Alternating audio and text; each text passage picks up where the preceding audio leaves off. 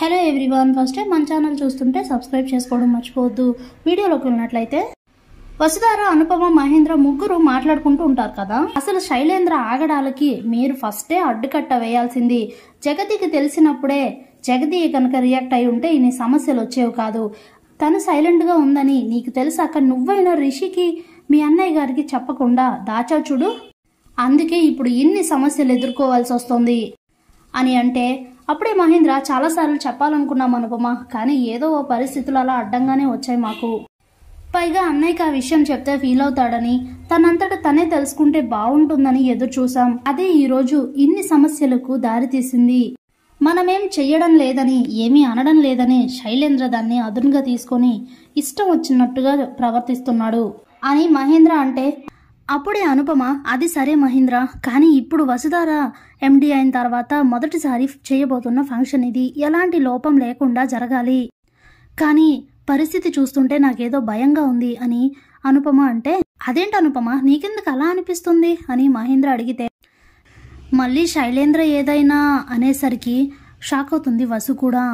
Madam అని అంటే, అవును వస్తారా, ఇప్పటిదాకా నీ దగ్గర నుండి శైలేంద్ర ఎండి పదవి లాక్కోవాలని చూసినా, ఇంకేం చేసినా దానికి రివర్స్గా ఏదో ఒకటి చేసి తననైతే ఆపగలిగాం. కానీ ఎప్పుడు ఎట్నుండి ఏ సమస్య వస్తుందో తెలీదు. ఇందాక వసుతో అన్నట్టుగానే శైలేంద్ర ఏదైనా ప్లాన్ చేస్తే ఏంటి మహేంద్ర పరిస్థితి అని అంటే, నువ్వు చెప్పింది కూడా నిజమే అనుపమ, అయితే మనం చాలా జాగ్రత్తగా ఉండాలి. ఏమంటావు వస్తారా అని అంటే, అవును మామయ్య, జాగ్రత్తగా ఉందాం, ఏర్పాట్లలో గాని ఎక్కడ ఎలాంటి లోపం లేకుండా చూసుకుందాం అని చెప్తుంది వస్తారా. ఇక కాలేజ్ అయిపోయి అందరూ ఇంటికి వెళ్ళిపోతారు.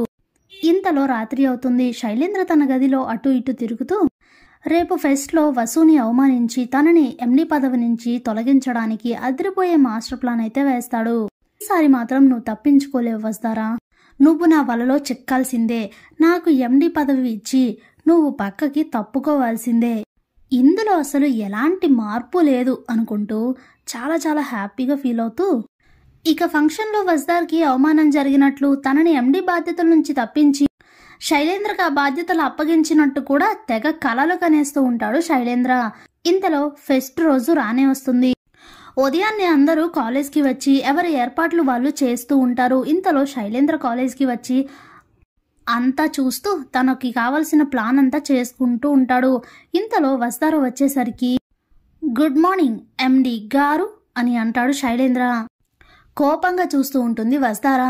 అప్పుడే శైలేంద్ర, ఏంటి ఏర్పాట్లన్నీ చాలా బాగా చేసినట్టున్నావు, అన్ని కాలేజెస్కి ఇన్విటేషన్ పంపించేసావా, ఎవరు మిస్ కాకుండా రావాలని వాళ్ళకి కాల్స్ చేసి చెప్పేశావా, మరి మినిస్టర్ గారు కూడా వచ్చేస్తున్నారా, అందరూ ఖచ్చితంగా ఈ ఫంక్షన్కి అటెండ్ అవ్వాలి వస్తారా, ఎందుకంటే అందరిలోనూ నేను ఈరోజు ఎండి బాధ్యతలు తీసుకోవాలి కదా అనేసరికి నవ్వుకుంటూ ఉంటుంది వస్తారా.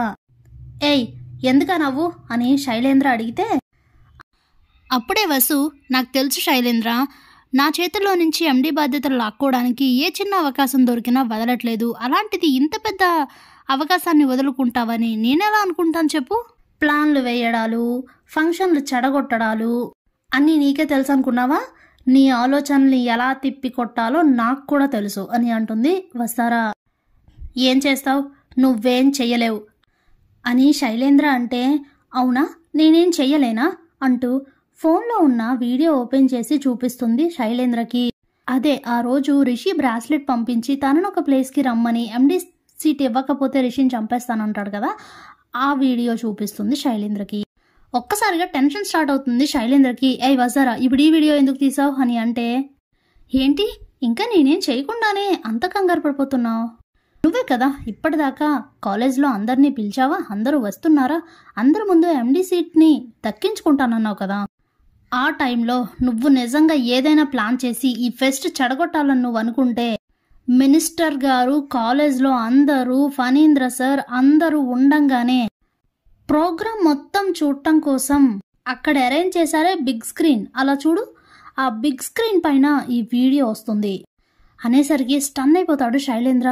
వసుధారా అని అంటే, హా వసుధారనే, Mrs Rishendra Bhushan, mind it అని చెప్పి అక్కడి నుంచి వెళ్ళిపోతుంది వసు.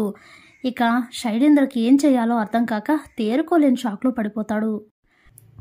ఇక వసుధార తను అనుకున్నట్లుగానే కాలేజ్ ఫెస్ట్ అనేది చాలా గ్రాండ్గా జరిపిస్తుంది. కానీ శైలేంద్ర ఇదంతా చూస్తూ ఉన్నా తనేం చెయ్యలేని పరిస్థితుల్లో పడిపోతాడు. Thanks for watching.